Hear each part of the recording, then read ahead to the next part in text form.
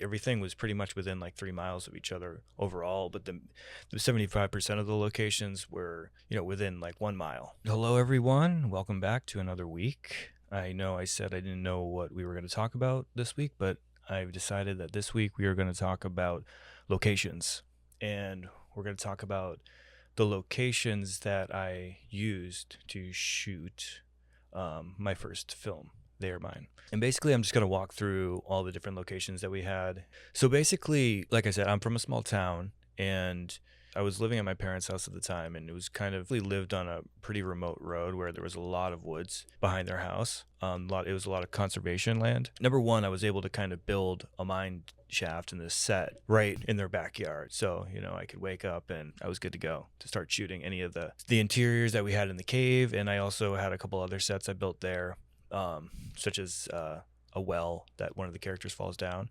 And so that was kind of the basis. That was the home base. And then so all of the stuff in the woods was literally just right back here. And there was a private road that was, just a quarter of a mile down the road, that there was a gate that we had.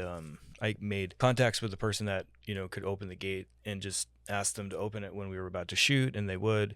And so we got all of the stuff in the woods of the kids walking around, and the car that they discover is just in this backwoods, behind my parents' house. And that was super helpful because I can kind of everything was pretty much within like 3 miles of each other overall, but the 75% of the locations were, within like 1 mile.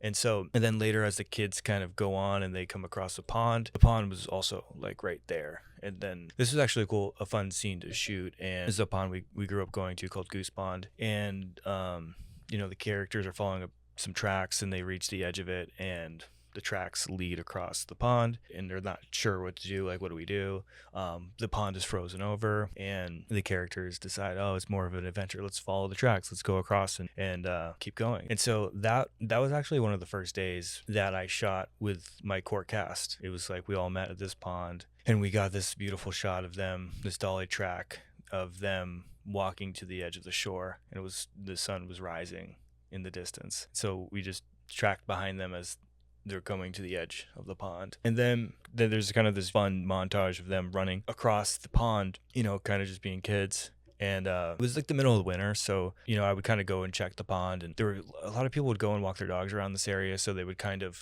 park their cars over here, and then you could see like all these tracks from people walking across the pond. So that kind of gave me a clue that it was somewhat safe. But then when I was walking across, there was like someone had went ice fishing in there, so there was a hole in the ice, and so I could see how thick the ice was, and it was like cold winters, so it after weeks and weeks, the ice was really thick, like almost over a foot.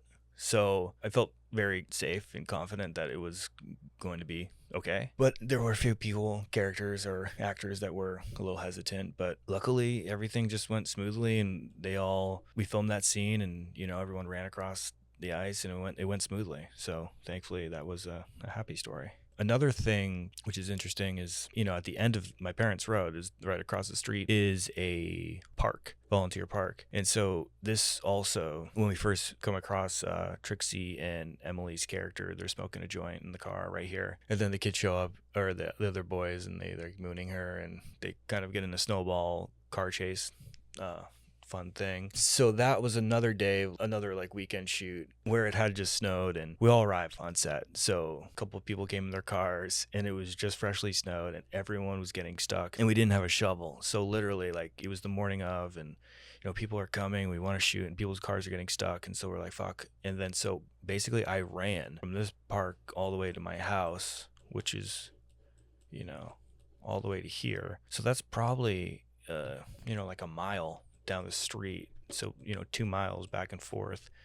Right before we shot, like, I'm in boots, like, just running down the street to get a shovel. And luckily we did just shovel out the cars, and we shot the scene and we got it. So that was, again, another reason why it's useful to shoot near home base, because you have the tools. Also, if we thought a little ahead and had the shovel, it would have been helpful, but we made it work. Then there's also another scene where Trixie falls into the underground tunnels in the woods over, behind my house. Again, like, there were these trails, and I would go on runs and stuff, or bike rides, and I would see this one area where it looked like someone dug out a big hole in the side of the woods. And I'm not sure if they were building like BMX ramp or something. I'm not sure what it was for, but it was like this divot in the ground. And so I built this stage, almost this stage over with a hole cut in the wood so that the character could walk across and then fall through. When we shoot wide in the woods, you can see them just fall into the ground. And at the bottom of the hole, we put like a little children's